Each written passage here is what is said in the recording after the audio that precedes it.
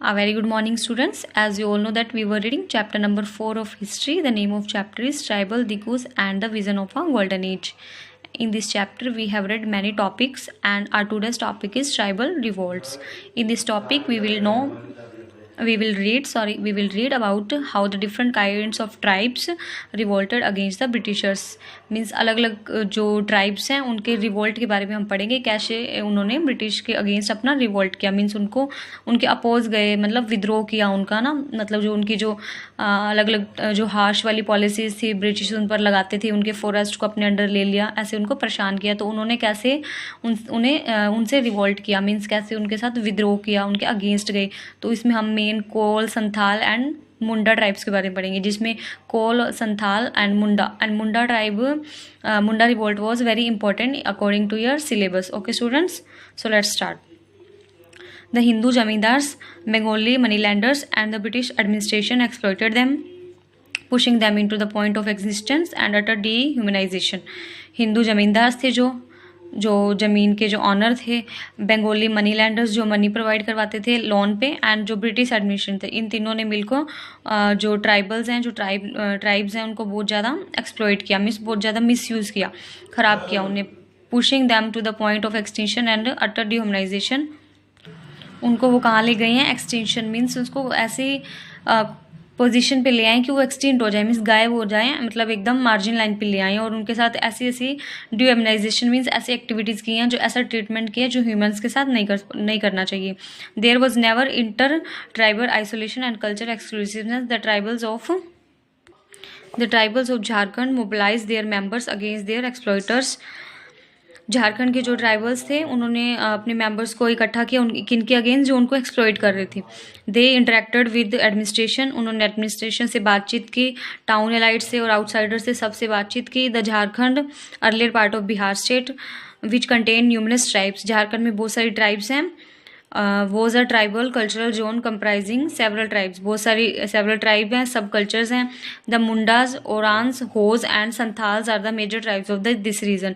Depend upon the forest produce, ये किस पे डिपेंड है? फॉरेस्ट प्रोड्यूस पे डिपेंड है, सेटल एग्रीकल्चर पे, और employment in industries, coal mines and government job, सब कुछ ये कर रहे हैं वहाँ पे। Some had settled in towns, कुछ टाउन में सेटल हो गए हैं, अदर वर इन विलेजेस, कुछ विलेजेस में, and some of the latter were economically very well off, कुछ उनमें से बहुत ही अच्छे हैं economically. Thus the tribal culture was in part peasant culture and in part in urban culture. Means tribal culture आधा तो पीजेंट कल्चर में गया, मीन्स किसान खेती वगैरह करते हैं ना, अर्बन में, कुछ सिटी लाइफ में भी गया। British historiography treated the rebellious tribals as bandits and treated it as right that was successfully suppressed by the British forces. तो ब्रिटिश ने क्या किया? ब्रिटिश हिस्टोग्राफी के अकॉर्डिंग उन्होंने जो रेबेलियस ट्राइबल्स थी ना, उनको कैसे ट्रीट किया?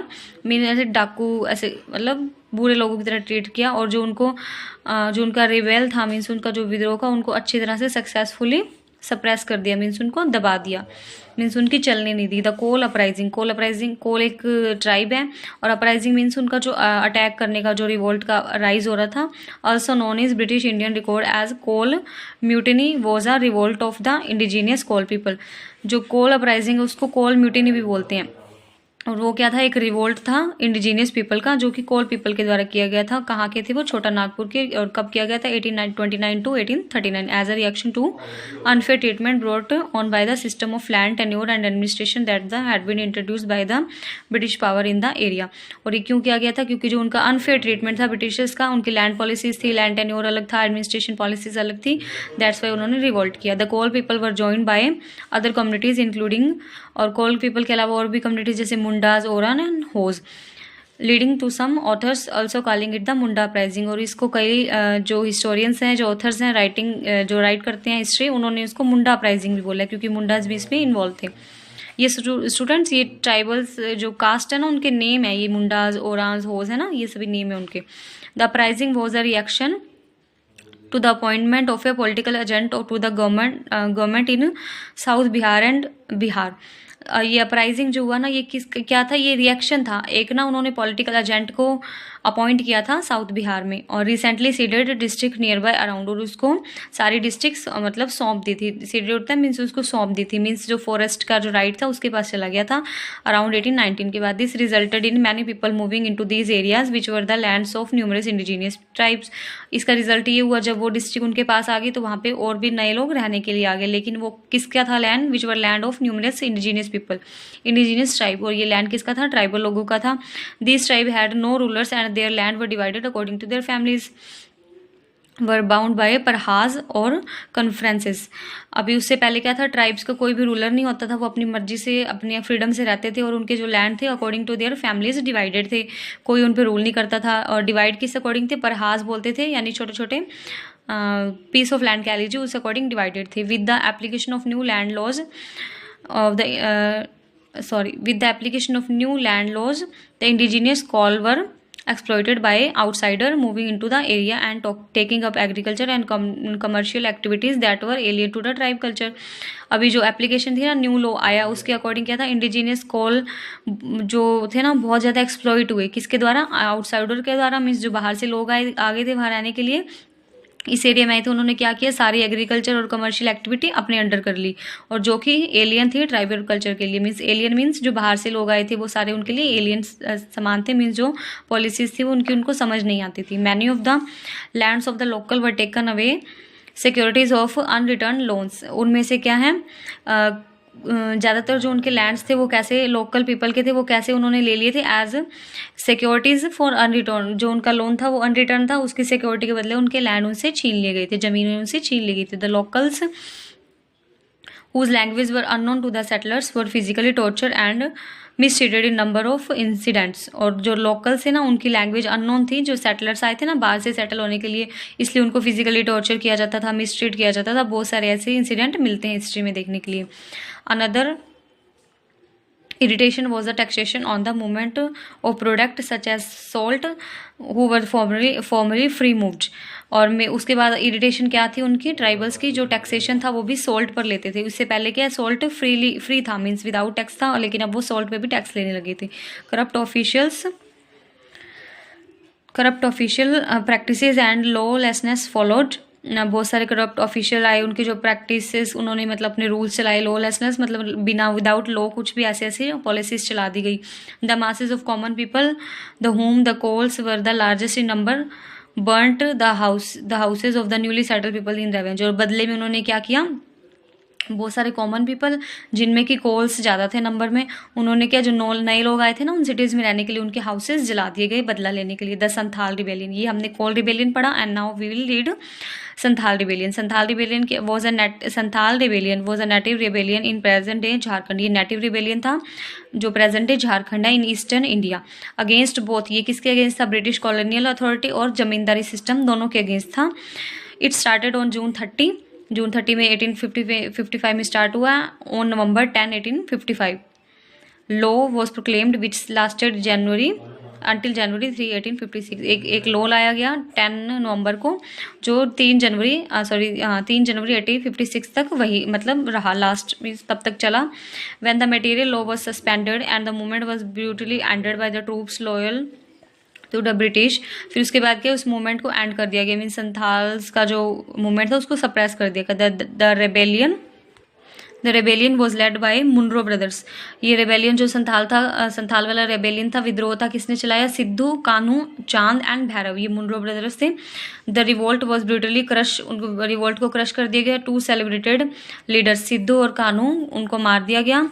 एलिफेंट सप्लाइड बाय द नवाब, और जो उस रिवोल्ट को दबाने के लिए जो हेल्प की थी वो नवाब ऑफ मुर्शिदाबाद ने की, उन्होंने उनको एलिफेंट दिए। और एलिफेंट किस लिए यूज़ किए गए, टू डेमोलिश संथाल हट्स, उनकी जो झोपड़ियाँ उनके ऊपर एलिफेंट चला दिए गए, मीन्स तोड़ दी गई।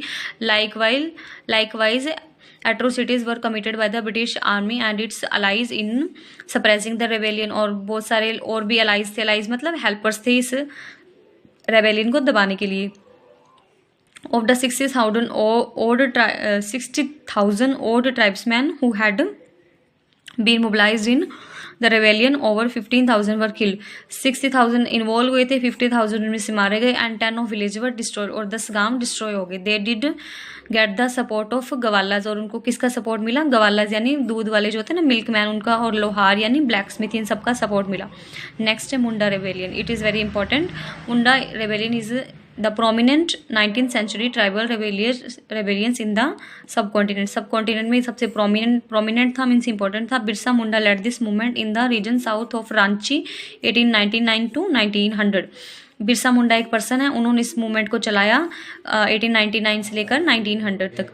द उल्गलन मीनिंग है ग्रेट ट्यूमिल्ट, ट्यूमिल्ट होता है ग्रेट साउंड, बहुत बड़ी आवाज़, तेज आवाज़।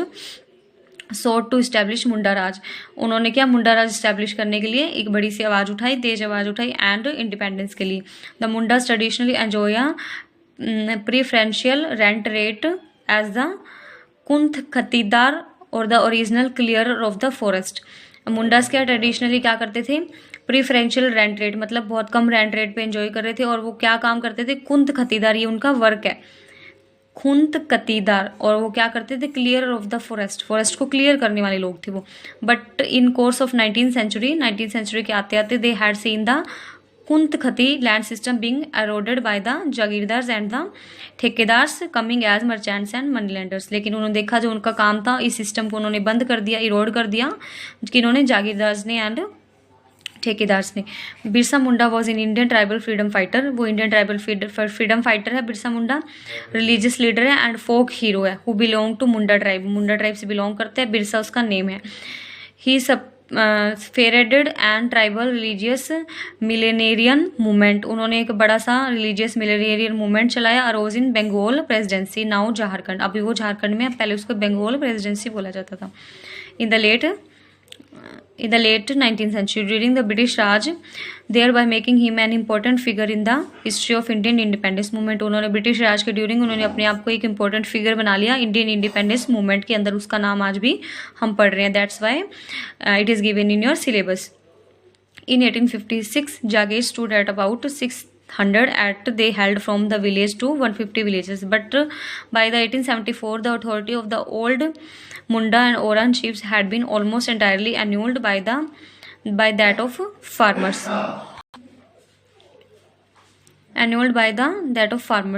जो उनकी अथॉरिटी थी ना, पहले जो मुंडा जो अथॉरिटी थी चीफ्स की, वो किन्होंने? फार्मर्स ने उनकी छीन ली, मीन्स लैंडलॉर्ड ने उनकी वो अथॉरिटी छीन ली। In some villages they had completely lost their proprietary rights, उनके जो प्रॉपर्टी के जो राइट थे वो भी उनसे छीन लिए गए। And had been reduce the position of farm labourers, और उनकी जो पोजीशन है एक फार्म लेबरर्स की तरह हो गई थी, सिर्फ खेतों में काम करने वाले जो लेबरर्स होते हैं ना, लेबरर्स सॉरी, उनकी तरह हो गई थी।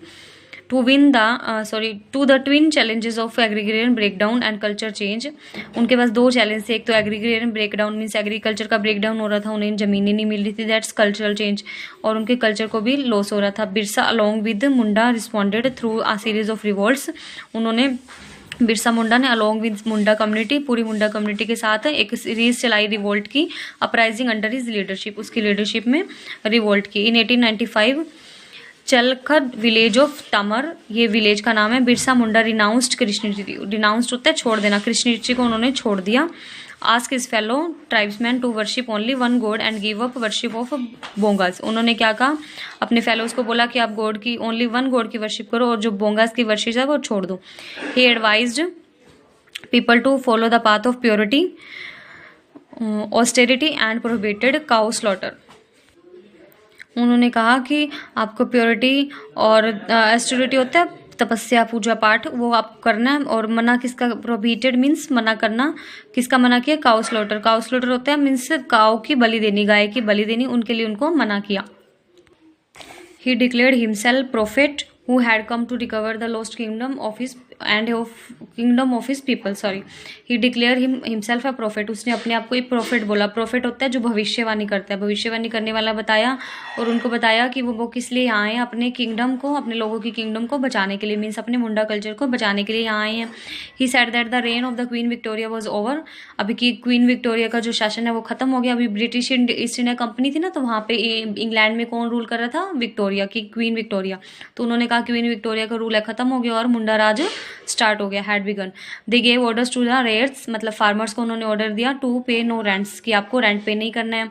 द मुंडास कॉल्ड हिम धरती अब्बा द फादर ऑफ अर्थ, उन्होंने मुंडास ने बिरसा मुंडा को क्या बोलता कि आप तो धरती अब्बा हो, फादर ऑफ अर्थ हो।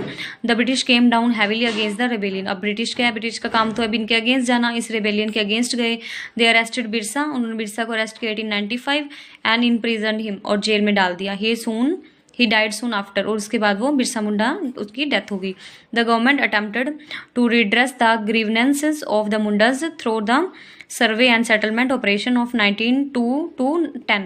गवर्नमेंट ने क्या किया, अब उनको रिड्रेस करने का, मीन्स उनकी थोड़ी बहुत हालचाल पूछने का, उनके दुख को कम करने का ट्राई किया, और उन्होंने सर्वे करवाया, सेटलमेंट ऑपरेशन करवाए, दोबारा रिहेबिलिटेट करने का ना उनको।